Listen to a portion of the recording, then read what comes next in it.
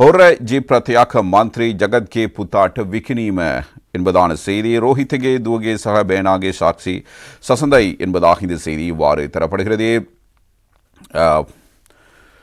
போலியான ஆவணங்கள் மூலம் தயாரிக்கப்பட்ட ஜீப் வண்டி ஆனது ரோஹித்தவின் மகள் அதே நேரத்தில் குறிப்பாக பாராளுமன்ற உறுப்பினராக இருக்கிற ஜகத்தினுடைய புதல்வருக்கு வழங்கப்பட்டிருந்தது. இந்த நிலையில் ரோஹித்தவின் மகள் கைது செய்யப்பட்டிருக்கிறார் என்பதான செய்திகள் இவ்வாறு தரப்பட்டிருக்கிறது. இது தொடர்பான மேலதிக தகவல்களை நாங்கள் அவதானிக்கலாம். பாராளுமன்ற உறுப்பினர் ரோஹித் அபய் குணவர்தனின் மகள் ரொஷேல் அபய் குணவர்தன போலீசாரால் நேற்றைய தினம் கைது செய்யப்பட்டிருக்கிறார். பாணந்துறை வலான மோசடி தடுப்பு பிரிவு போலீசாரினால் அவர் கைது செய்யப்பட்டிருக்கிறார்.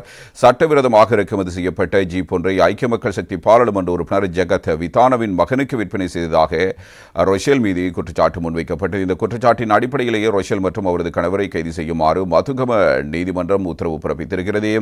தலைமறைவாகியிருந்த நிலையில் ரொஷேலின் கணவர் கடந்த 2 நாட்களுக்கு முன் நீதிமன்றத்தில் சரணடைந்த நிலையில் தற்போதைக்கு விளக்கமறியலில் வைக்கப்பட்டிருக்கிறார்.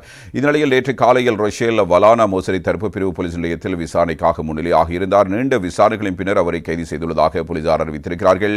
இதற்கிடையில் ரொஷேல் நீதவான் முன்னிலைப்படுத்தப்படும் வேளையில் அவருக்காக வாதாட கொழும்பிலிருந்தும் சில முக்கிய சட்டத்தணிகள் களத்துறை நோக்கி விரைந்துள்ளதாக தகவல்கள் வெளியாகி இருந்தது.